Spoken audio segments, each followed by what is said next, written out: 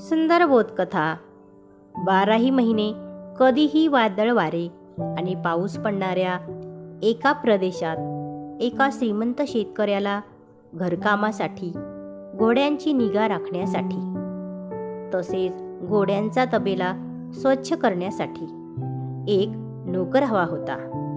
एका सकाळी एक मुलगा आला जो दिसायला खूपच पातळ आणि कमजोर होता. त्या मुलाने श्रीमंत शेतकऱ्याला नोकरी मागितली. शेतकरी थोडा वेळ मुलाकडे बघत राहिला आणि म्हणाला, "अरे बाळा, तू काय काम करू शकणार?"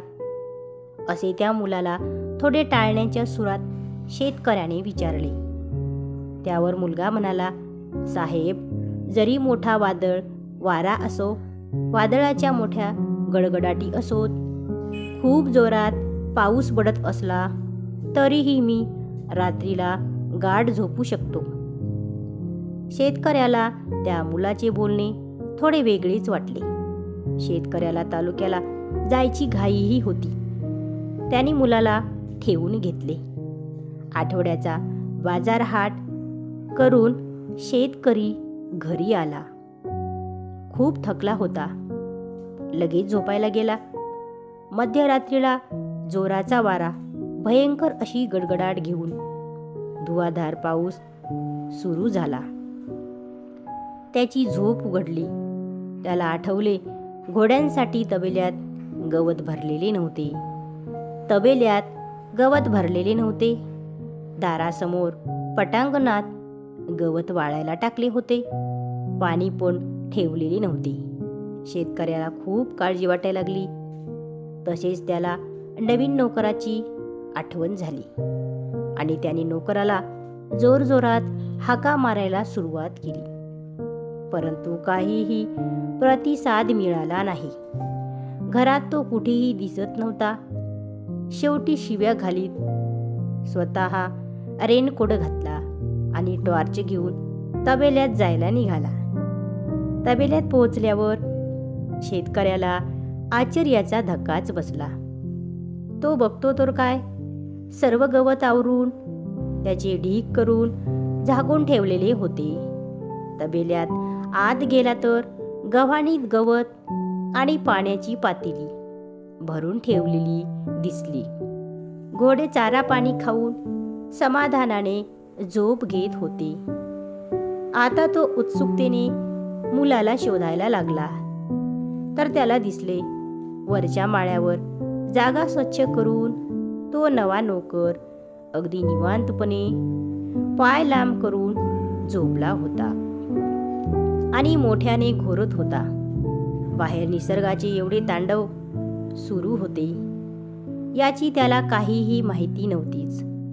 तो मुलगा निवांतपणे झोपू शकला कारण त्याला कसलाही ताण नव्हता. तर त्या मुलाने झोपायला जायच्या अगोदरच त्या दिवसाची आपली संपूर्ण कामे व्यवस्थितपणे पूर्ण केली होती. तिथे ताणाला आत येण्यासाठी एकही फट नव्हती. कोणतेही काम, प्रोजेक्ट, कोणतीही कंपनी आणि कोणताही देशाचा अथवा देशाबाहेरचा पक्षकार, ग्राहक तुमच्या जीवापेक्षा मोठा नाही.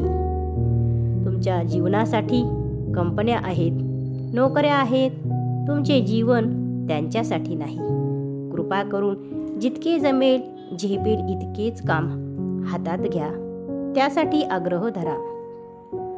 वाढत्या पगाराच्या नादाने, प्रतिष्ठा, पोस्ट अथवा वरिष्ठांची मर्जी संपादन करण्याच्या हव्यासाने न झेपणाऱ्या जबाबदाऱ्या अंगावर घेऊ नका. तुमच्या जीवापेक्षा मौल्यवान काहीही नाही याचे थोडे भान ठेवा. आपल्या कुटुंबाला वेळ द्या.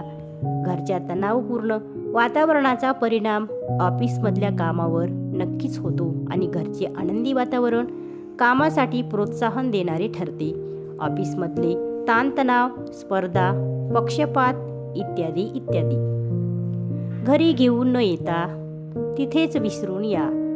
स्वतःवर स्वतःचं मर्यादा घालून घ्या. ही भयानक स्पर्धा कधीही न संपणारी आहे. तुम्ही कुठे थांबायचं हे तुम्ही ठरवा. तणाव नियोजनासाठी तुमच्या आवडीनिवडी जपा. स्वतःसाठी थोडा तरी वेळ काढा. संगीत, व्यायाम, योगासने, वाचन इत्यादीचा उपयोग करा. हे सगळे सगळ्यांनाच माहीत असते, तरीही आपण धावतो ऊर फुटेस्तोवर आणि एक दिवस हातात काहीच उरत नाही. कथेतील बोध: एक म्हणजे क्षुल्लक गोष्टीसाठी ताण निर्माण करू नका. दुसरे म्हणजे जीवनाच्या अखेरीस सगळ्या गोष्टी क्षुल्लकच असतात.